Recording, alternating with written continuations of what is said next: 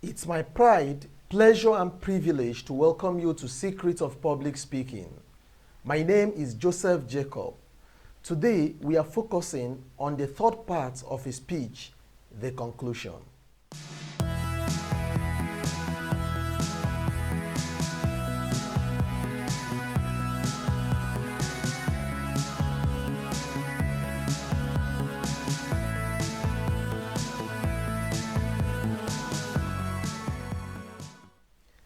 Having captivated the interest of our listeners with a powerful introduction, and having succeeded in delivering the body of our speech, most people do ask, does our conclusion matter?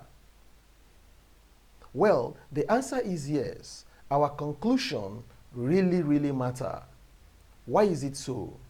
The basic reason is because most people in our audience do not have a perfect retentive memory. No matter the short or long period we've delivered our speech, be it only 10 minutes, 15 minutes, 30 minutes, 1 hour, or even hours, most people in the audience might have forgotten some of the things we've said. So the conclusion is another opportunity for us to remind them the important things we've said in our speech. So if we prepare our conclusion very well, it will help us to further sustain the goal of our speech. So there are two important things our conclusion should be able to achieve. One, our conclusion should remind our audience that our speech is coming to an end. Why is it important for us to remind the audience that our speech is coming to an end?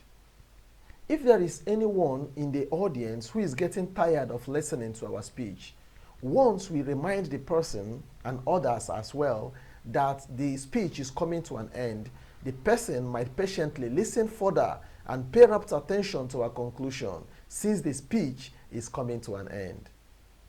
Furthermore, if the moderator of the event is about to interject and remind us that our time is over, knowing that we have already come to the conclusion of our speech, the moderator might graciously give us few more minutes to conclude our speech. So a good conclusion must inform the audience that the speech is gradually coming to an end.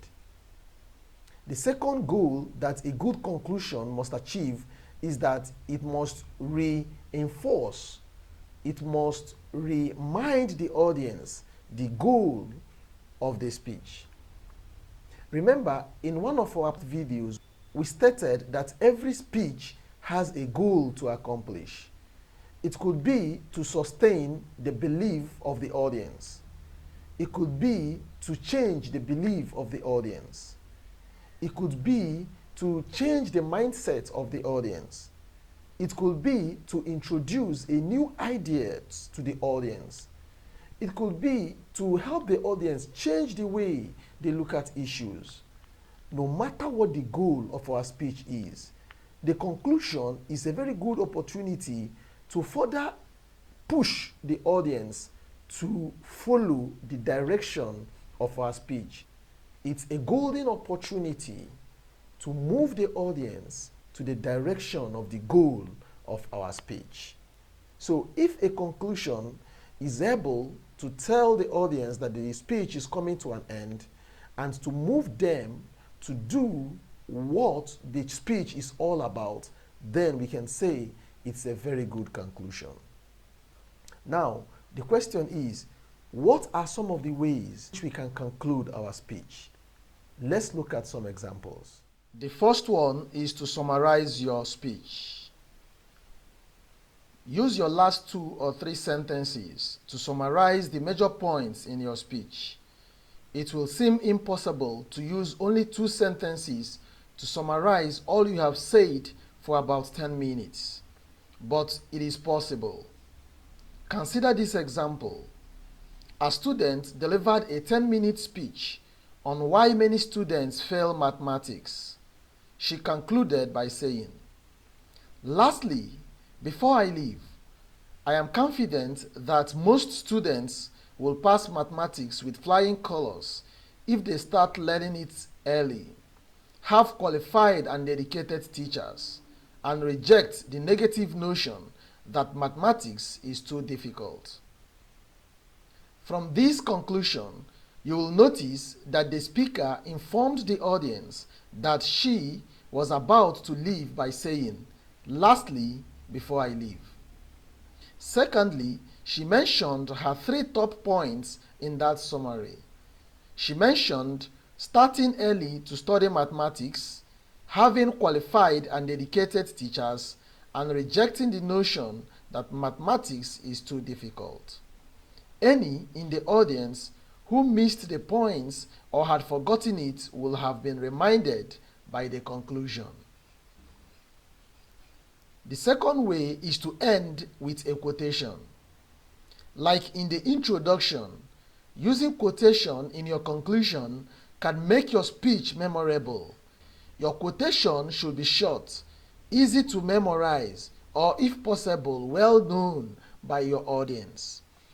In his speech on democracy, a superior form of government, a student concluded by saying, "Permit me, ladies and gentlemen, to end this timely speech with the words of Abraham Lincoln, the 16th President of the United States of America, who once said," and I quote, "Democracy is a government of the people, by the people, and for the people," off quote.